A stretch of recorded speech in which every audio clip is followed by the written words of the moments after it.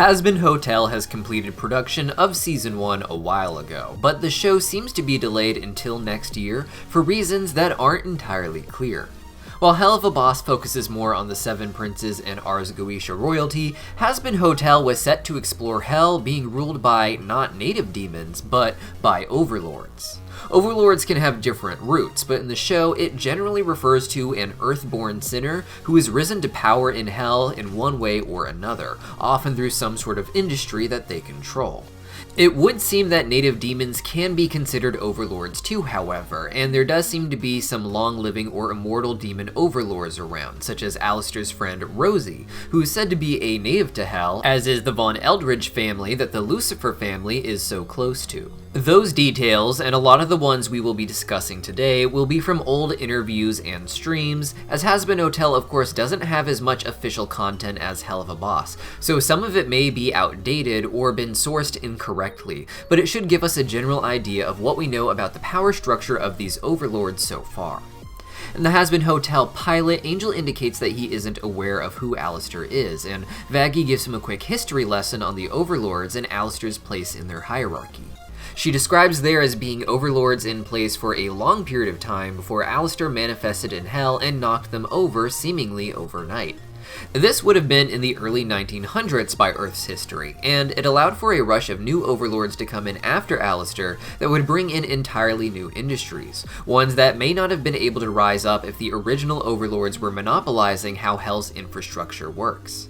The pioneers for this would be the 3 Vs, 3 humans who brought in different forms of media and entertainment that allowed them to reshape and take control of Hell.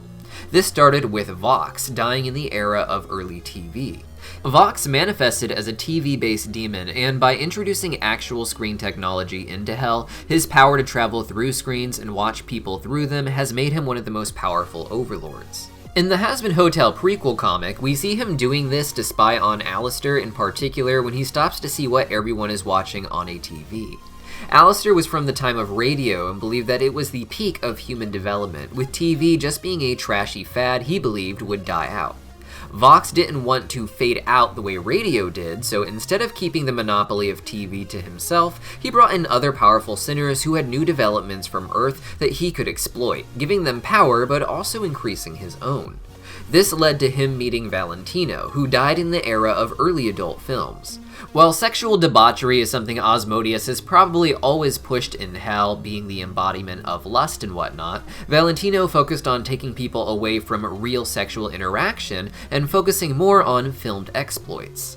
Adult films, of course, create less incentive to go out and try and meet someone else, and more incentive to stay inside and go deeper into the fringe interests and fetishes.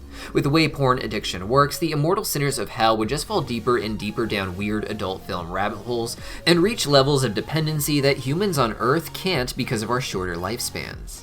Like with Angel Dust and his addiction to PCP, the audience for these adult films can just get more and more addicted until the entirety of their existence is just working to pay for the materials of a big-name star like Angel Dust.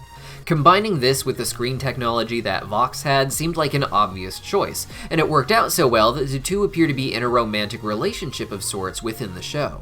The third member of their team is Velvet, who died in the early age of social media and has brought Hell to where we are with our current social media apps, and perhaps even beyond with the kind of mystical technology that Hell has. Velvet's use of screens turned them into tools that everyone had in their pockets, meaning Vox had even more access to everyone's information and can travel to just about anywhere through those screens. The only exception to this seems to be Alistair, as in a preview gif from the upcoming season, we see Vox get some sort of Alistair virus error when he tries to watch or interact with Alistair in some way. Now, in terms of actual power, it's hard to say where all these overlords really stand with each other. When Vaggie discusses the overlords, an image appears with many of the known overlords that some fans believe to be in the official power ranking based on their arrangement. Others think it is not the power ranking per se, as Alistair seems to be near the bottom, but rather it's a general map of their power, with Alistair being at the bottom not because he's weak, but rather because this montage was ultimately about him. We also know him to have powers unique from the others. While most seem to have their power rooted in industry, Alistair seems to get his from some unknown mysterious voodoo source, and his powers are hinted at running much deeper than the show might even explore. Just around him, or even slightly below him I'd say, are Velvet and Valentino, two of the three Vs, with Vox interestingly rising much higher up. Valentino and Velvet are powerful, but their power relies almost entirely on Vox, and I have the feeling he could cut them off at any moment if he wanted to and walk away, perhaps even more powerful than before. The three Vs are something of a family, and while I imagine they will have tension, I think he really does see Valentino and Velvet as his partner and child, and at the end of the day, I don't think he wants to sabotage them even if things go bad. With that in mind, it's very possible that these two are very low-level overlords independently, and thus would be lower on a technical power ranking than Vox. Now above Alistair, even if just by a bit, appears to be an overlord we know to be named Rosie, and another overlord I've heard rumors of but haven't seen any concrete information about with these blue flames. Rosie we know to be a close friend of Alistair's and supposedly a native-born demon in Hell. We can see in the pilot that she owns a shop of sorts and that she used to own it with someone named Franklin. After the recent annual extermination, however, Rosie is seen crossing out his name and smiling devilishly at the camera. Rosie was described by a crew member as being a 2 or 3 on a power scale from 1 to 10. I took that to mean very low, but I've heard it argued that it's the opposite, that she's really powerful and 1 would be the most powerful, with her being just a bit below that. This was not a power rating by VivziePop herself, so should all be taken with a handful of grains of salt. What we do know, however, is that she has ties to the cannibal community thanks to the earlier mentioned Alistair prequel comic. Here, Alistair goes to the cannibal colony to enjoy some fellow sinner meat, and while there, sees a bunch of well-dressed demons eating someone who did not conform to the old-timey standards that the colony has. As immortals, the demons are believed to respawn or regrow, but it is said to be a very painful process, and cannibalization is probably one of the most heinous things a sinner can face in hell before just having to come back and keep on living. Alistair tells these girls to say hi to Rosie for him, and it's been said in live streams that the two are very close and will even have a duet together in the show. This other demon appears in other shots of the pilot as well with his blue flames, but I don't know his name.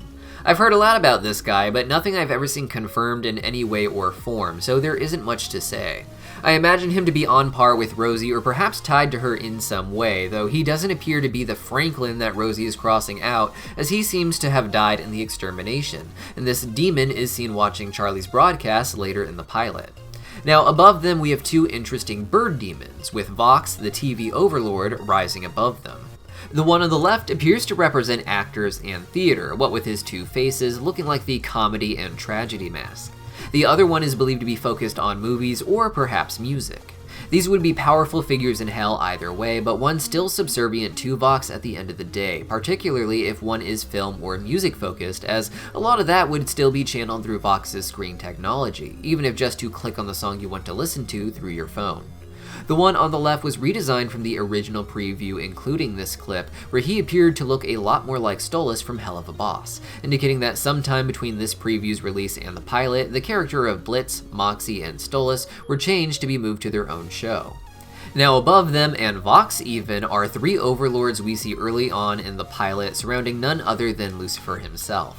As the king of hell and the embodiment of pride, it would make sense that the most powerful of sinners or overlords would be part of his personal entourage. While Lucifer is said to help facilitate the annual extermination and shouldn't be in any danger from it, they seem to be hiding with Lucifer almost as if to protect him. Perhaps not even from the exterminators, but from rogue sinners who are using the chaos of the night to try and attack someone important like Lucifer. One of these overlords I've heard referred to as Camilla, which is the woman who opens the curtains. In the background is a demon who supposedly is named Zestiel, and finally we have the big dinosaur-looking girl who we know to be named Zilla, as she even speaks later in the pilot while watching Charlie's broadcast at a bar. The other names I'm not 100% sure are correct. They are mostly listed on old roleplay wikis that gave fake names to lesser-known background characters and gave them really dramatic roles. These are just some of the overlords, however, and others featured in the pilot are not included in this little map of the overlords. A great example of this is the Von Eldridge family that appears in photos in the background of Charlie's hotel. They appear as family friends to the Morning Stars, with Charlie even dating their son, Seviathan.